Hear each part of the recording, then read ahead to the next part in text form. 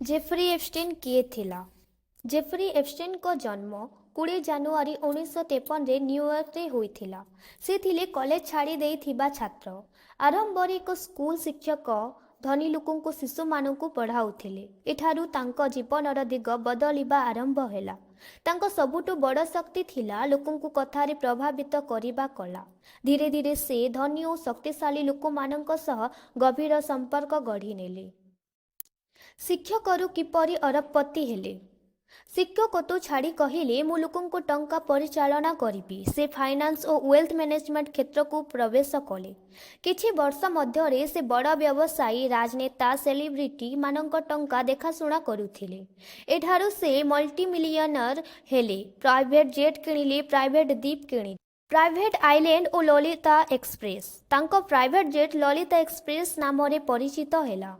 एही जेट्रे अरबपति नेता व्यवसायी विदेशी अतिथि तांको प्राइवेट द्वीप को जाउथिले। देखारे एहा थिला लग्जरी पार्टी, छुट्टी काटिबा स्थान, किंतु सत्यता अन्य किछि थिला। द्वीपर भयंकर सत्य। अभियोग अनुसार सेही द्वीपरे 18 वर्ष तले थिबा झियो माने अणा जाउथिले। 12, 13, 14 एवं 16 वर्षर अपरिपक्व कन्या धनी अतिथि मानंक पाई तांकर शोषण करा जाउथिला। झियो मानंकु टंकार लोभ, कैरियर भूल स्वप्न, चाप और बलपूर्वक एही उपरे फसा जाउथिला। एहाकु एक अंतर्जातीय चिल्ड ट्रैफिकिंग नेटवर्क बोली कुहा जाय।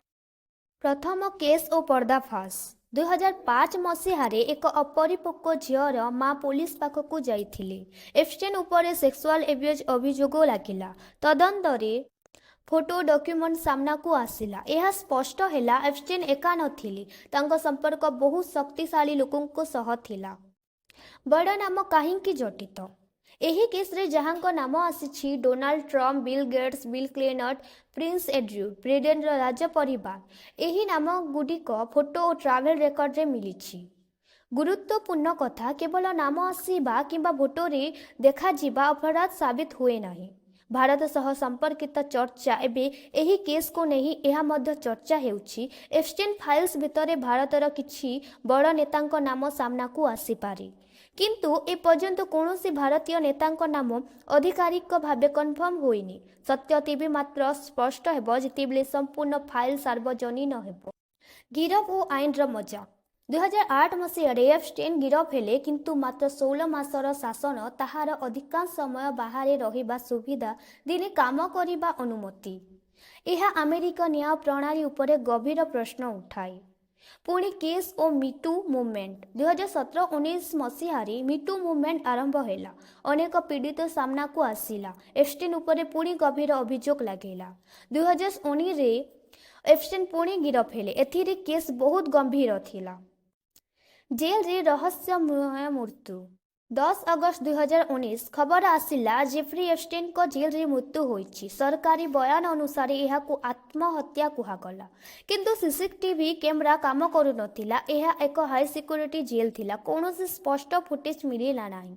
आज मध्य प्रश्न, यह सत्य रे आत्महत्या थिला ना काहा द्वारा तांको सदाकाल पाई चुप करागला। एप्स्टीन फाइल्स और आजिर स्थिति कुहा जाए। एफबीआई पाखरे 80,000 प्लस फोटो और डॉक्यूमेंट अच्छी। अनेक नाम एपर्यंत सार्वजनीन होइनी। एही फाइल गुडी को नेशनल सिक्योरिटी और चालुथिबा तदंत नाम रे गुप्त रखा जाइछि। मध्य मध्य किछि डॉक्यूमेंट किंबा फोटो सामना को आसिछि, किंतु संपूर्ण सत्य आज मध्य लुचिथिबा अछि। जेफ्री एप्स्टीन को कहानी केवल गोटे लोकों कहानी नुहे, यह हेउछि सत्ता, टंका, शक्ति और दुर्बल मानकर शोषणर कहानी। आज मध्य प्रश्न सही सत्य केबे सामना को आसीबो। जदि एही वीडियोटी आपनकु तथ्यपूर्ण लागिला लाइक करंतु, शेयर करंतु, चैनल को सब्सक्राइब करंतु, कारण सत्य जानिबा आपनकर अधिकार।